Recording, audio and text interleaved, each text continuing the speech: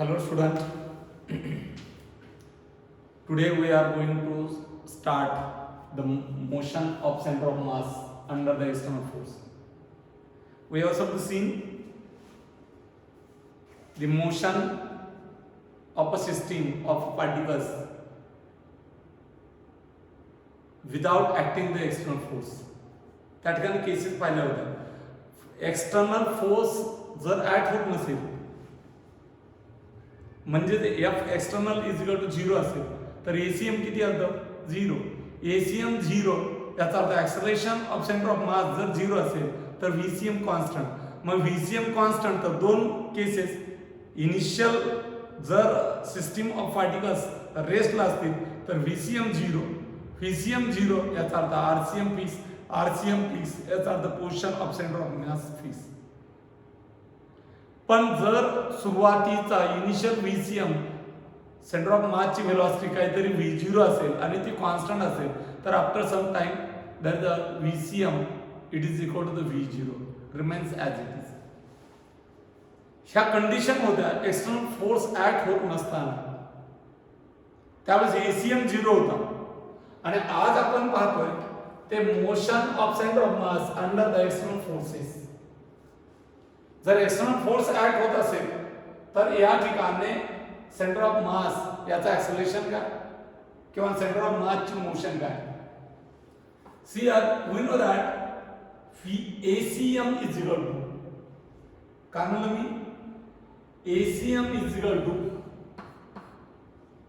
या ठिकाणी ACM is equal to same position vector किंवा coordinate of CM velocity of CM तसे ACM m1 a1 plus m2 a2 plus dash divided by m1 plus m2 plus and so on. मग मला सांगा हे total मास मी इकडे घेतलं हे m1 plus m2 plus dash याला मी m मानलं तर हे टोटल मास इकडे घेतलं तर हे total mass capital M into ACM is equal to हे राहील. हे काय एका पार्टिकल वरती ऍक्ट होणारा फोर्स F1 हा एक्सटर्नल फोर्स आहे, हा F2 हा F3 अँड सो ऑन. मग सम ऑफ एक्सटर्नल फोर्स मग एक्सटर्नल फोर्स कधी ज्यावेळेस सेंटर ऑफ मास हे ऍक्सेलरेटेड असेल. एक्सटर्नल याचा अर्थ केस काय एसीएम 0 असेल तर एफ एक्सटर्नल 0 तर एसीएम 0. जर एक्सटर्नल फोर्स ऍक्ट होत असेल तर एसीएम नॉट इक्वल टू 0 असतं. मग F external is equal to mass into F is equal to M. त्यामुळे total mass into external acceleration. आणि म्हणून या ठिकाणी body or system under the external forces the center of mass move just as all the mass were concentrated at that point. Let us consider bomb is a thrown at angle.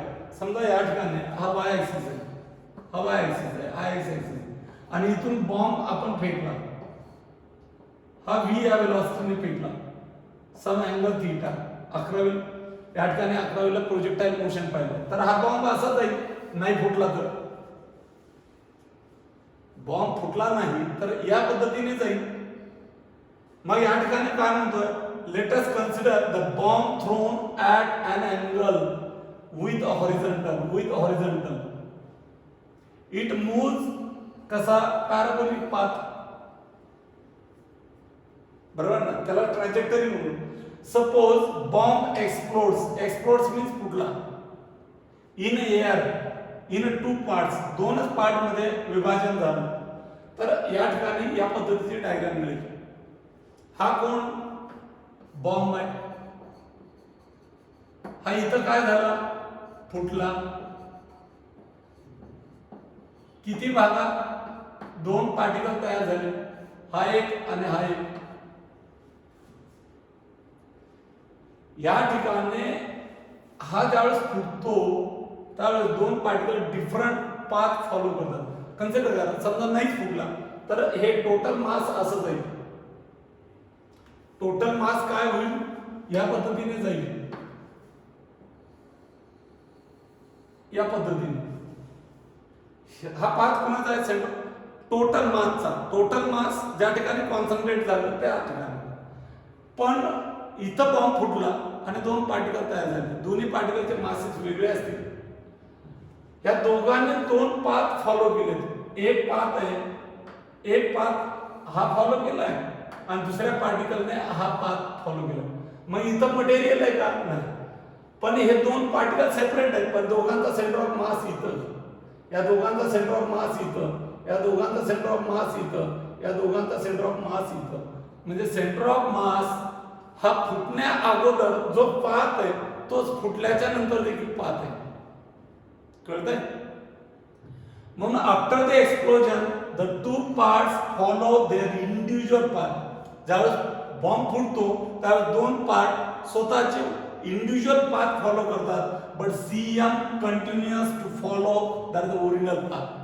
फुटण्या अगोदर ज्या रस्त्याने जातो त्याच रस्त्याने after explosion सीएमचा path राहतो. याचा अर्थ total mass which is the concentrated same method of the total bomb. या बॉम्बचं जिथं मास कॉन्सन्ट्रेटेड टोटल बॉम्ब फुटण्या अगोदर तो जो पाथ फॉलो करतो तोच सीएम काय टोटल मास आहे. आणि म्हणून after explosion there is no change the path of CM after and before. Okay, but individual particles which follow the individual path, ज्यावेळेस एक्सप्लोजन होईल, एक्सप्लोड्स होईल, फुटतो बॉम्ब, त्यावेळेस जेवढे बी पार्टिकल तयार होतील त्या प्रत्येकाचा आफ्टर एक्सप्लोजन पाथ वेगळा असेल, पण त्यांच्या सीएमचा पाथ ओरिजिनल बॉडी एवढा असेल, ओरिजिनल बॉम्ब एवढा, ओरिजिनल बॉम्ब सारखा असेल. Same method of the original bomb और original body. Okay, see an example. Example काय रे, a bomb is thrown speed दिलाय तुम्हाला, बरोबर ना. हा u तुमचा प्रोजेक्टाइल मोशन मध्ये at angle थीटा दिला या ठिकाणी. at highest point या टॉपला गेल्याच्या नंतर it explodes into the two parts equal masses. इथं गेल्याच्या नंतर तो दोन पार्ट मध्ये फुटतो. One part coming to rest. Rest मध्ये या दोन्ही पैकी एकाची वेलोसिटी 0 झाली, कुठे सेंटरला, तो वेलोसिटी 0 झाला, पुढे जाणार नाही, तो सरळ खाली आला आणि इथं पडला. आणि दुसरा काय, and find the distance from the origin two point wear the other part. इथून हा दुसरा पार्ट इथं पडला समजा, कन्सिडर केला तर हे अंतर विचारले तुम्हाला, दॅट इज एक्स. हे अंतर विचारले. मला सांगा फुटण्या अगोदर हा असा जाईल. ओके, ही काय झाली तुमची रेंज प्रोजेक्टाइल मोशन. मग याच्या सेंटरला फुटला आणि एक रेस्टला गेला, म्हणजे याची वेलोसिटी इथं किती झाली 0. याचा अर्थ हा वरून खाली पडेल. मग एक्स ऍक्सिस वरती याचा कोऑर्डिनेट किती r/2 आणि याचा कोऑर्डिनेट किती, याची पोझिशन किती x, बरोबर ना. मग मला सांगा what is r is equal to काय, range is equal to u² sin of 2 theta sin of 2 theta divide by g. बरोबर आहे का. या ठिकाणी r इज इक्वल टू काय, u² sin of 2 theta divided by g. r is equal to range किती आली, मग u किती रे, u 20 आहे, 20 चा वर्ग sine of 2 * 45 divide by g 10. 45 2 90, sine 90 ची किंमत किती, that is 1. So r is equal to 20 चा वर्ग 400 भागिले 10 किती रे, दॅट इज 40 मीटर. बरोबर आहे का. मग 40 मीटर r आला तर r/2 किती, तर 20 मीटर. बरोबर आहे का. मग मला सांगा हे अंतर, ही पोझिशन कोणाची, सेंटर ऑफ मासची. मग xcm इज इक्वल टू काय, m1 x1 plus m2 x2 divided by m1 plus m2, किंवा तुम्ही या पद्धतीने करू शकता. RCM इज इक्वल टू काय, पोझिशन वेक्टरची, सेंटर ऑफ मासची पोझिशन वेक्टर काय. मग एक्सीएम किती आहे, सेंटर ऑफ मासचा एक्सीएम किती, r, बरोबर आहे. m1 मी याला मानलं तर मास किती m, x1 किती r/2 प्लस m2 m आहे, मास तेवढंच आहे, x2 किती x divided by m plus m, बरोबर आहे का. काय मग या ठिकाणी r is equal to m बाहेर घेतला r/2 plus x divided by 2m, m ला m कॅन्सल, हा इकडे आणला 2r is equal to r/2 plus x.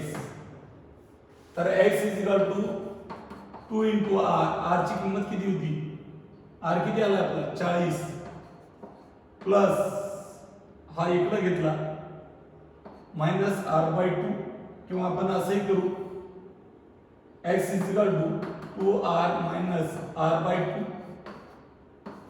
बेदोने 4, 4 वजा 1 3, x is equal to 3r divide by 2, 3r किती आलता 40 भागिले 2, that is 3 into 20, that is 6 metre.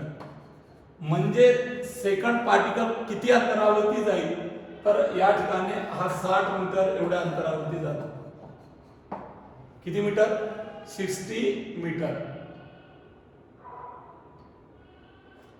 The next point, what is mean by linear momentum? Linear momentum means काय, याला आपण संवेग म्हणतो. काय म्हणतो संवेग, linear momentum. It is the product of mass and velocity. It is the vector quantity, it is the vector quantity, but it is the scalar quantity. Scalar है या दोन vector. Linear momentum is the product of mass and velocity. The momentum is vector and its direction is same as that of the velocity. कारण scalar multiple of vector is the vector. इथं प्लसचं चिन्ह असेल तर p आणि v चं direction कशी same, म्हणून या ठिकाणी vector p is equal to m into vector v. mod means magnitude, mod of vector p is nothing but p is equal to the mv, that is the magnitude. Okay, see here principle of conservation of linear momentum. Principle of conservation of linear momentum. जसं conservation of energy, ऊर्जा अक्षतेचा नियम, energy constant राहते, तसं linear momentum हे constant राहते. मग ते आदळण्यापूर्वी असेल, आदळल्याच्या नंतर असेल, before collision after collision linear momentum same राहत असेल तर कॉन्झर्वेशन ऑफ मोमेंटम काय म्हणतो तो, principle of conservation of momentum. न्यूटनचा दुसरा law F is equal to dp/dt, म्हणजे F बरोबर m असतं रे बाळांनो. ओके, मग मला सांगा d/dt it is the derivative of linear momentum. मग जर एक्सटर्नल फोर्स ऍक्ट झाला नाही, काय म्हणलं, F is equal to 0, what about the p? P is the constant. P is the constant. म्हणजे with the direction before and after total momentum हे constant असतं. कधी कॉन्स्टंट राहते जर एक्सटर्नल फोर्स 0 होत असेल. म्हणून या ठिकाणी पहा, in the absence of any external force, काय म्हणलं, in the absence of any external force or when external forces can be neglected comparison to internal force. म्हणजे म्हणत समजा एक्सटर्नल फोर्स पे ऍक्ट होत असेल पण तो एक्सटर्नल फोर्स इंटरनल फोर्स पेक्षा खूप कमी असेल.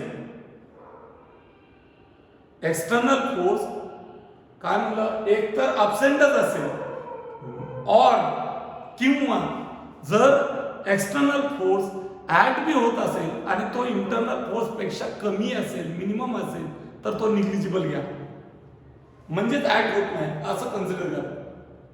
मग एक्सटर्नल फोर्स जर ऍक्ट होत नसेल तर f ची किंमत 0, याचा अर्थ डेरिव्हेटिव्ह कधी 0 येतो, फंक्शन कॉन्स्टंट असेल, याचा अर्थ p be the constant.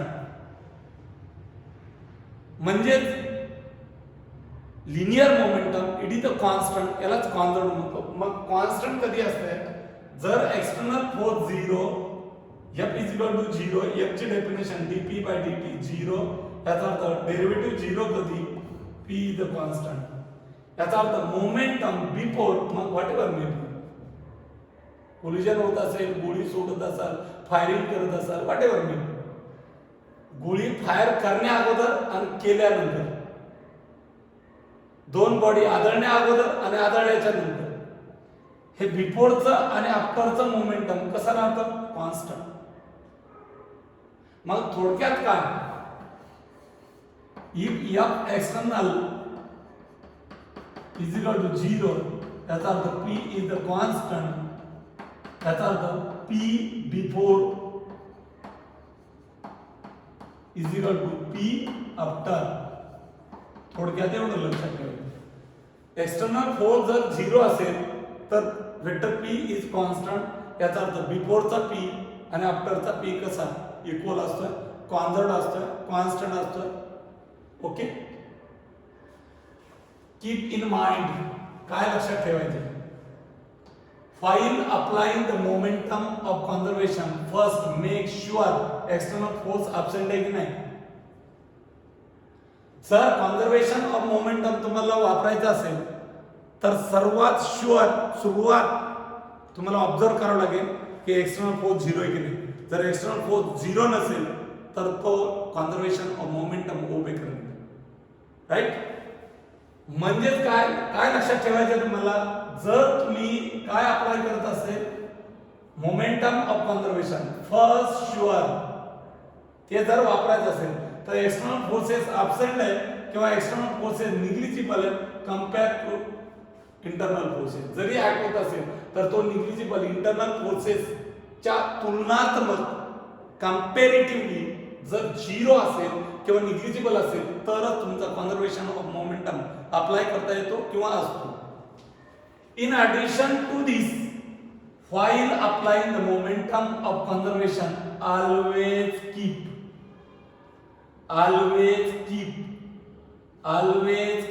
in a mind the direction of momentum. मोमेंटमच्या डायरेक्शन तुम्हाला लक्षात ठेवायचं. A vector quantity is a constant when कधी जर p हा कॉन्स्टंट असेल, हे वेक्टर, मग हा वेक्टर क्वांटिटी कॉन्स्टंट कधी असते? वेक्टर कधी चेंज होतो रे? वेक्टर चेंज दोन, एक change the magnitude, second change the direction, आणि थर्ड चेंज द बोथ. बरोबर?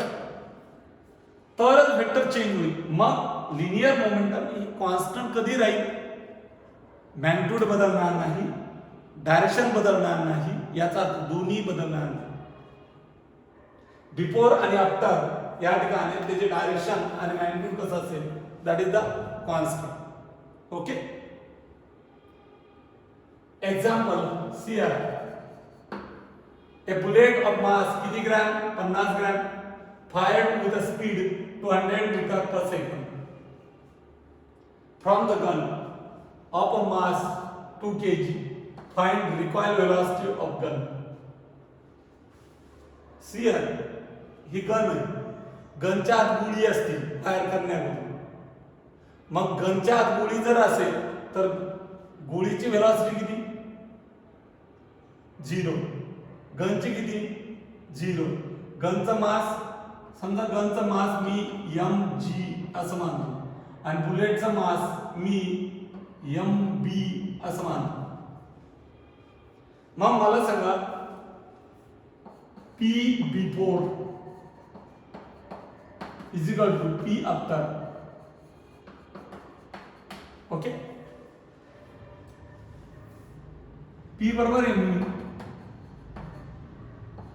मास of a gun into velocity of gun plus mass of bullet into velocity of bullet. Okay, आणि या ठिकाणी same मला सांगा मग आफ्टर काय रे, बिफोर काय, बिफोर मास ऑफ गन किती, mass of gun mg into 0 small mb into 0 is equal to, okay, is equal to mass of gun multiplied by its velocity, velocity of gun vg plus mass of bullet multiplied by vb, okay. हा pattern काय होईल रे, त्याला 0 म्हणजे दोन्ही rates आहेत. Is equal to mg किती, mass of gun किती 2 kg into vg plus mass of bullet 50 gram means 50 into 10⁻³ into vb किती आहे, बुलेटची वेलोसिटी किती 200. 0 is equal to 2vg plus 1 2 आणि 3 ला 3 कॅन्सल, 5 2 10, 10 इकडे आणला -10 इज इक्वल टू 2vg, तर vg is equal to -5 metre per second. हे निगेटिव्ह का आलं, negative represent that when bullet is fire, गोळी पुढे जाईल त्यावेळेस ही गन काय होईल, बॅक साइडला येईल, कारण धक्का मारते बॅक साइडला, रिकॉइल द गन, आणि म्हणून हे निगेटिव्ह चिन्ह आहे. What is the velocity, that is 5 metre per second. What is the magnitude of gun, what is the magnitude of velocity of gun, that is 5 metre per second.